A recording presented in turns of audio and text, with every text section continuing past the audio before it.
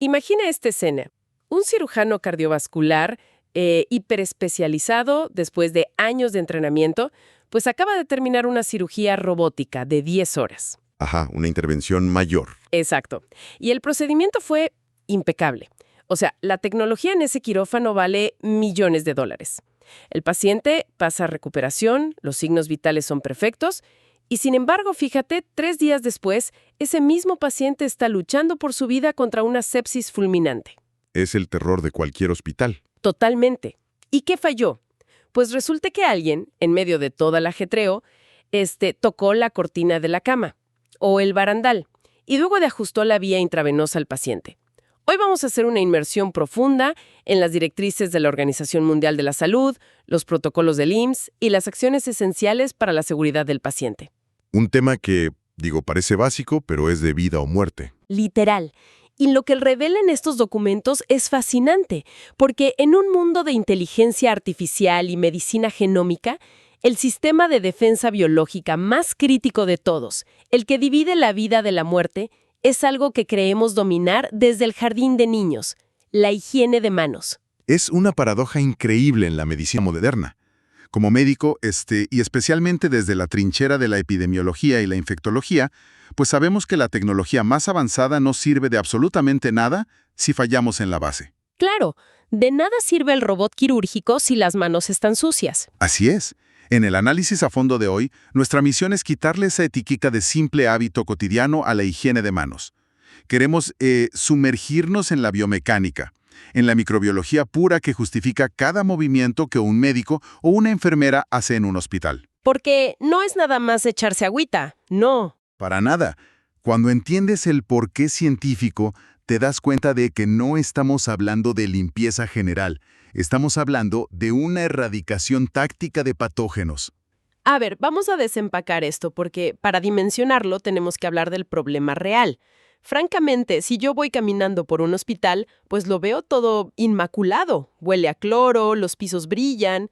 ¿Contra qué guerra invisible nos estamos enfrentando realmente? Pues mira, nos enfrentamos a las infecciones relacionadas con la atención sanitaria, lo que en el gremio conocemos como las famosas IRAS.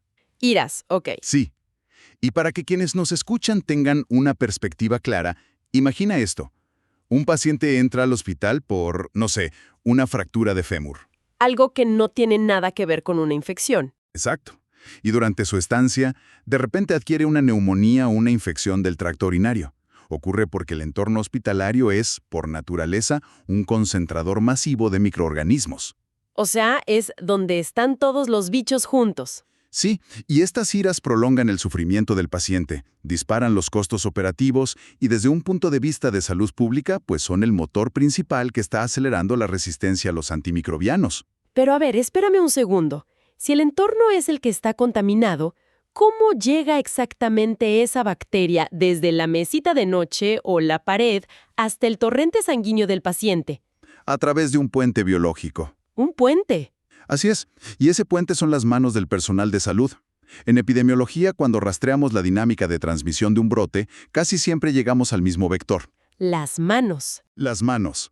Las bacterias pueden ser endógenas, o sea, que viven tranquilamente en la piel del propio paciente sin hacerle daño, hasta que unas manos las arrastran hacia una herida abierta. ¡Wow! O pueden ser exógenas.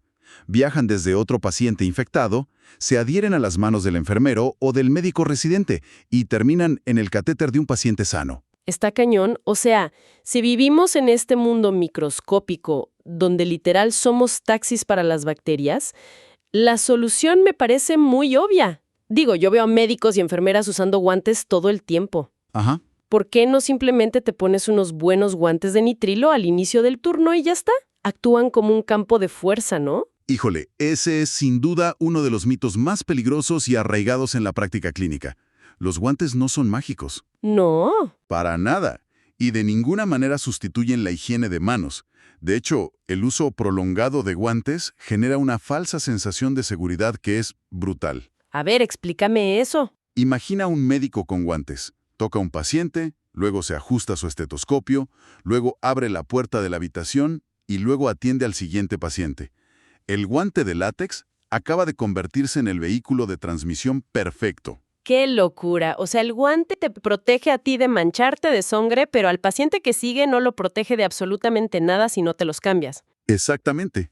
Y a nivel microscópico, los guantes desarrollan microperforaciones con la simple fricción del trabajo continuo. O sea, ni siquiera son impermeables al 100%. ¿No? Y la humedad y el calor que se acumulan allá adentro crean una incubadora espectacular para las bacterias de las propias manos del profesional. Claro, te sudan las manos y es una fiesta bacteriana ahí adentro. Totalmente. Y a esto hay que sumarle el desastre ecológico.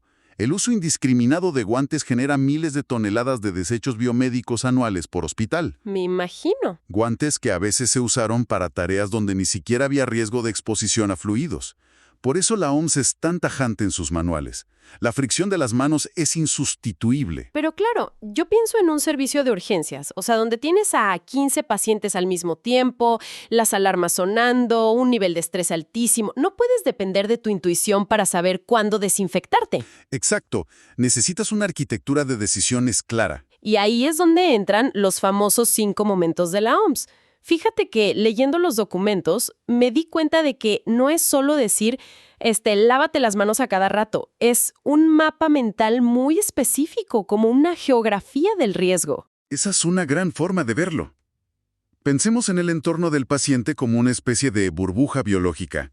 Ok, una burbuja. Sí, todo lo que está dentro de esa burbuja, su cama, sus sábanas, el monitor de signos vitales a su lado, pues está colonizado por su propia flora bacteriana. Tiene sentido. El primer gran límite cruzado, el momento 1, ocurre justo antes del contacto directo con el paciente. A ver, danos un ejemplo. Imagina un residente que viene caminando por el pasillo. Acaba de abrir la puerta de la sala de descanso, de revisar un expediente físico. Si toca al paciente sin higienizarse las manos, está introduciendo bacterias del ecosistema general del hospital directamente a la zona segura de esa persona. O sea, el objetivo de ese primer momento es blindar al paciente de los gérmenes de afuera. Exacto. Tiene toda la lógica. Pero luego las directrices marcan el momento 2, que es una pausa obligatoria justo antes de realizar una tarea limpia o aséptica. Y aquí sí te quiero cuestionar algo. Dime. Si yo ya me desinfecté las manos al entrar a la habitación y en ese rato solo he estado hablando con el paciente y, no sé, acomodándole la almohada, ¿por qué me tengo que volver a desinfectar antes de inyectarlo o revisarle un catéter? O sea, ya estoy limpia, ¿no? Pues mira, esa es una de las confusiones más comunes y donde ocurren muchísimos accidentes epidemiológicos. ¿En serio? Sí, porque en el momento en que le acomodaste la almohada o le tocaste el brazo, tus manos se llenaron de la flora bacteriana residente del propio paciente. Ah, claro. Si tú con esas mismas manos manipulas un catéter venoso central, estás empujando las bacterias de su propia piel directamente hacia su torrente sanguíneo. ¡Wow! El objetivo de este segundo momento es prevenir que patógenos entren al cuerpo del paciente. Tienes que esterilizar el puente justo antes de entrar a un sitio crítico. Es un cambio de paradigma total. O sea, no es solo protegerme a mí del paciente, es protegerlo a él de sí mismo. Así es. Aunque me imagino que proteger al personal también es súper vital. Por supuesto, y ese es el enfoque del momento 3. Es inmediatamente después de una exposición a fluidos corporales. Como sangre o saliva. Sí, ya sea manipular sangre, vaciar una sonda urinaria o aspirar secreciones. Aquí la dinámica de riesgo se invierte por completo. El objetivo fundamental es proteger al profesional de la salud de patógenos de alta virulencia. Para no contagiarte tú. Exacto. Y también evitar que esa carga biológica tan masiva contamine las superficies limpias del entorno de atención. Y supongo que la misma lógica aplica para el momento 4, que es después del contacto con el paciente. O sea, ya terminaste de revisarlo, le tomaste el pulso y te despides. Te desinfectas para no llevarte su flora bacteriana al siguiente cuarto. Tal cual. Ese es el objetivo. Hasta ahí, digamos que la interacción directa con la persona dicta la regla. Pero hay otro escenario en el protocolo, el momento 5, que me voló la cabeza. Las directrices exigen exactamente la misma rigurosidad de higiene después de tocar el entorno del paciente. Sí, incluso si nunca tocaste al paciente mismo. Exacto. ¿Por qué? Esto nos regresa al concepto de la burbuja biológica. Digamos que entras a la habitación solo para silenciar la alarma del monitor o para subir el barandal metálico de la cama. Ajá. La gente asume que como no tocaron piel humana, pues no hay transferencia de bacterias. Pues sí, suena lógico pensar eso. Pero es falso. Como infectólogo te garantizo que el barandal de la cama de un paciente internado es prácticamente una placa de Petri. ¡Qué asco! Bacterias como el enterococo o el estafilococo pueden sobrevivir en esas superficies inanimadas por horas, o incluso meses, dependiendo de las condiciones. ¿Meses? ¿Sí? Si tocas esa superficie y sales de la habitación sin friccionarte las manos con base alcohólica, pues te acabas de robar un cargamento de bacterias. Y las vas a esparcir por todo el hospital. Está impresionante esto. Si las bacterias brillaran con luz ultravioleta, literal veríamos a los médicos dejando huellas fluorescentes por todos los pasillos después de tocar una simple mesita de noche. Es una imagen muy gráfica, pero muy real. Ahora, ya entendiendo esta carga mental constante sobre cuándo actuar, hablemos del cómo, porque aquí tengo otra gran duda. Adelante. Constantemente escuchamos en las noticias sobre las famosas superbacterias, o sea, estos patógenos mutantes que resisten los antibióticos más fuertes y modernos que tenemos. Un problema de salud global gravísimo. Sí, pero si estas bacterias son tan indestructibles, ¿cómo es posible que un simple chorrito de gel con alcohol las mape? ¿Por qué no han evolucionado para resistir el alcohol? Es una pregunta brillante y nos lleva al núcleo de la microbiología. La razón es el mecanismo de acción. A ver. Mira, los antibióticos funcionan atacando procesos biológicos muy específicos de la bacteria. Por ejemplo, bloquean la enzima que la bacteria usa para construir su pared celular, o interfieren con su ADN. Ok.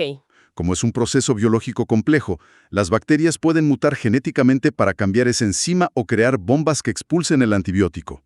O sea, evolucionan. Hacen como un parche de seguridad, como en un software. Exactamente, qué buena analogía. Pero el alcohol etílico o isopropílico al 70% no ataca un proceso biológico complejo.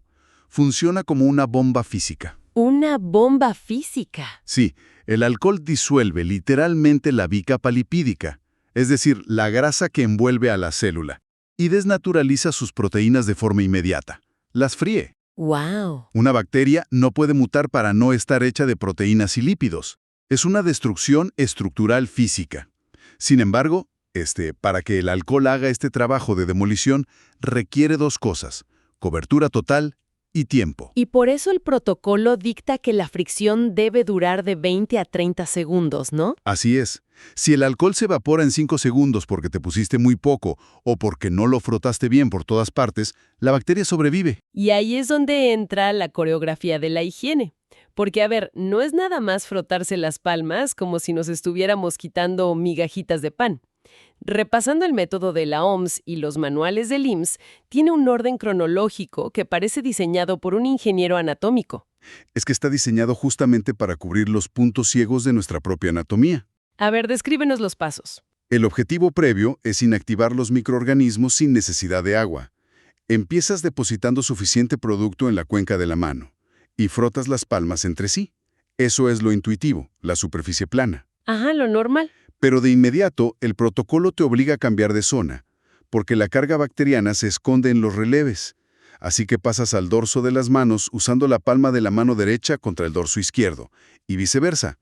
Y es fundamental entrelazar los dedos. Claro, el espacio interdigital, o sea, entre los dedos, supongo que por el sudor y la fricción es un escondite perfecto. Es un nicho ecológico ideal.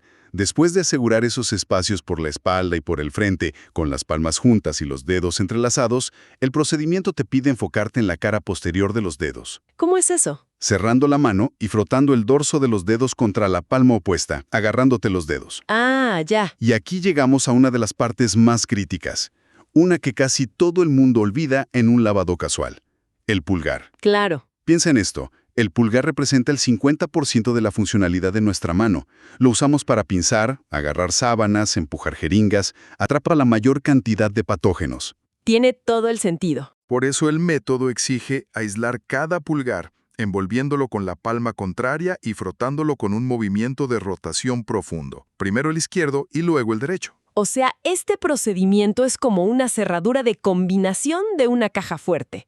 Si te saltas un paso, como el pulgar o el dorso, la bóveda bacteriana sigue abierta y el riesgo persiste. Totalmente. Y el último bastión biológico de esa bóveda son las uñas. Las uñas. Sin lugar a dudas, el lecho ungueal, que es la parte debajo de las uñas, tiene la mayor concentración de microorganismos de toda la mano. Uf, Por eso, el movimiento final es juntar la punta de los dedos como si tuvieras un pico y frotarlos en círculos vigorosos contra la palma de la mano contraria. Esa rotación inyecta el alcohol directamente bajo la uña. oye, y un detalle crucial que leí en las directrices. Debes frotar hasta que las manos estén completamente secas. Importantísimo. Si sacudes las manos en el aire o te las secas en el pantalón mientras el alcohol sigue húmedo, interrumpes el proceso de desnaturalización celular. Las manos solo son seguras una vez que están secas. Ahora que describes los escondites debajo de las uñas, veo por qué las normativas son absolutamente intolerantes con la joyería y el arreglo personal en áreas clínicas. Es un tema crítico de bioseguridad. Las directrices prohíben el uso de anillos, pulseras, relojes, esmalte de uñas o uñas acrílicas. Nada de accesorios. Nada. Y la justificación científica es contundente. Debajo de un anillo de bodas, por ejemplo, la humedad natural de la piel no se evapora. Se queda ahí atrapada. Exacto. Se crea un microclima perfecto para formar lo que llamamos un biofilm. Es una comunidad de bacterias altamente estructurada y resistente. Cuando te pones alcohol, el metal del anillo actúa como un escudo físico protector. O sea, las bacterias debajo del anillo ni se enteran de que te higienizaste. Ni se enteran. Y con el esmalte de uñas pasa lo mismo. Al microscopio, el esmalte astillado tiene grietas y cañones inmensos donde los estafilococos o los bacilos se atrincheran de forma inaccesible para los antisépticos. Fíjate que es como intentar esterilizar un piso de tierra lleno de baches en lugar de un piso de mármol liso. Pero a ver, escuchando todo esto, el nivel de exigencia es monumental. Lo es. Le estamos pidiendo a un médico residente que lleva, no sé, 36 horas sin dormir, o a una enfermera que tiene a su cargo una sala entera, que recuerde esta matriz tridimensional de momentos, zonas, tiempos y movimientos perfectos. Francamente, me parece irreal y hasta injusto cargarle toda la responsabilidad a su memoria y a su voluntad. Los humanos se cansan, se equivocan. Tienes toda la razón. Y esto plantea una pregunta importante. ¿Cómo garantizamos que esto suceda? La OMS y el Consejo de Salubridad General saben que es imposible sostener este nivel de precisión operativa basándose únicamente en el esfuerzo individual. Claro, el sistema tiene que ayudar. Exacto. El error humano está garantizado si el sistema no lo previene. Por eso las acciones esenciales para la seguridad del paciente del 2017 implementan la estrategia multimodal. ¿Y de qué trata esa estrategia? La premisa es clara. La responsabilidad principal es institucional. Si un profesional de la salud tiene que salir de la habitación, caminar 15 metros por un pasillo y pelear con un dispensador de jabón que está vacío, el hospital falló, no el médico. Totalmente de acuerdo. El protocolo exige acceso continuo a agua segura, jabón, toallas y, crucialmente, disponibilidad de preparados de base alcohólica en el punto exacto de atención. Al alcance de la mano, literalmente. Es como la parada en pits de la Fórmula 1. O sea, el gel debe estar exactamente donde el médico lo necesita, al alcance para no interrumpir el flujo del trabajo clínico. Qué buena comparación, sí. Pero claro, en la vida real y en un sistema de salud tan complejo como el nuestro, decir que debe haber insumos y que se debe cumplir el protocolo muchas veces se queda en el papel, en buenas intenciones. ¿Cómo diablos aseguras que todo esto no sea letra muerta en los hospitales? Tiene que haber alguien midiendo el pulso de esto. Y lo hay. Es aquí donde la infraestructura se vuelve robusta a través de la Unidad de Vigilancia Epidemiológica Hospitalaria, la famosa UVH. Ok, la V. Uno podría pensar que la VH es como una especie de policía interna que anda buscando a quién regañar por no lavarse las manos. Pero en realidad funcionan como el sistema nervioso central del hospital. ¿Qué hacen exactamente? Su objetivo epidemiológico es asegurar que haya insumos, capacitación y un clima de seguridad. Rastrean métricas, evalúan la calidad del agua, verifican que haya toallas y gel en cada estación y miden las tasas de adherencia o cumplimiento. O sea, si un piso del hospital de pronto tiene un repunte en infecciones postoperatorias, ellos son los detectives que entran a ver si falló el suministro de gel o si el personal está saltándose los pasos. Exactamente. Además, operan bajo un marco legal muy estricto. Existe la NOM 045 de la Secretaría de Salud del 2005. ¿La NOM 045? Sí, es la norma oficial que establece los criterios para la vigilancia, prevención y control de las infecciones nosocomiales. Esta norma no es una sugerencia, es un mandato legal en México. Ah, ok. Exige la notificación obligatoria a la VEH de todas las IRRAs. Si un hospital intenta ocultar sus tasas de infección, está incurriendo en una falta gravísima. La notificación permite mapear brotes en tiempo real. Y me imagino que cuando te topas con un brote que se sale de control, sobre todo con estas superbacterias de las que hablábamos, pues la VH no puede resolverlo todo sola, ¿verdad? Por supuesto que no. El trabajo multidisciplinario es el núcleo de la epidemiología. Cuando la vigilancia detecta un patrón complejo o te enfrentas a un brote atípico que requiere un análisis más profundo, sobre todo en áreas hipercríticas como las terapias intensivas, pediátricas o neonatales. Que son áreas súper delicadas. Muchísimo. Ahí el protocolo exige interconsultar inmediato. No puedes adivinar o intentar resolverlo aislado. Tienes que apoyarte en los centros de alta especialidad. ¿Cómo cuáles? Por ejemplo, siempre es fundamental interconsultar a los médicos infectólogos del Hospital Infantil de Morelia, el Eva Sámano de López Mateos. Claro, especialistas en niños. Su peritaje, su capacidad para analizar perfiles de resistencia bacteriana y su experiencia guiando políticas de control de brotes en poblaciones tan vulnerables es invaluable. Ellos te dictan la pauta para contener una crisis antes de que escale. Está cañón. O sea, si damos un paso atrás y vemos el panorama completo, la perspectiva de algo tan mundano como lavarse las manos cambia de manera drástica. Totalmente. No se trata de tener buenos modales, ni de higiene personal. En absoluto. Es una ciencia exacta. Es una estrategia regida por los 5 momentos y los umbrales de la burbuja del paciente, ejecutada mediante un método de fricción químico y físico geométricamente diseñado para demoler patógenos. Y respaldada por las instituciones. Y sostenida por una red de inteligencia y vigilancia epidemiológica institucional implacable, como la VG. Y si esto me lleva a una reflexión general que me parece asombrosa. Revisando todas estas normativas y protocolos, te das cuenta de que vivimos en la era dorada de la ciencia ficción médica. Tenemos secuenciación genética en horas, terapias con células madre, quirófanos que parecen naves espaciales. Sí, los avances son increíbles. Y sin embargo, la amenaza global más aterradora que se cierne sobre nosotros es la crisis de las superbacterias multiresistentes, o sea, la era postantibiótica, donde los medicamentos ya no sirvan. Es un escenario inminente. Y la gran ironía epidemiológica es que, frente a esos patógenos mutantes futuristas, nuestra barrera de contención más avanzada, la intervención clínica con mayor evidencia científica para salvar vidas en todo el mundo, no es una máquina ni una pastilla nueva. No me digas. Sigue siendo la intervención más antigua, económica y humilde, la fricción mecánica con agua y jabón o soluciones alcoholadas. Es alucinante que el peso del sistema recaiga en un acto físico y profundamente humano al final del día. Así es. Por eso, si analizas profundamente estos protocolos desde la infectología, te das cuenta del inmenso poder que otorgan.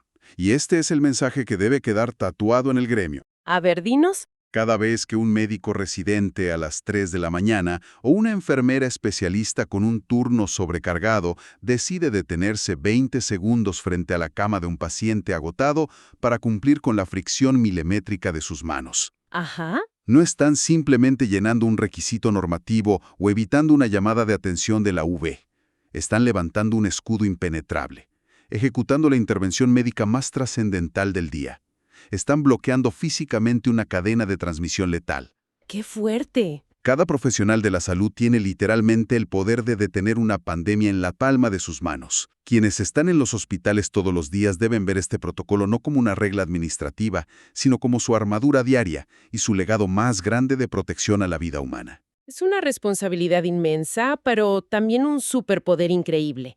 Y creo que para quienes nos escuchan, la próxima vez que se encuentren dentro de un entorno clínico o piensen en estos procesos de atención médica, recuerden que esa botella de alcohol en gel junto a la puerta no es decoración, es un escudo de alta tecnología. La contención está en nuestras manos. Nos escuchamos en la próxima Inmersión. Hasta luego.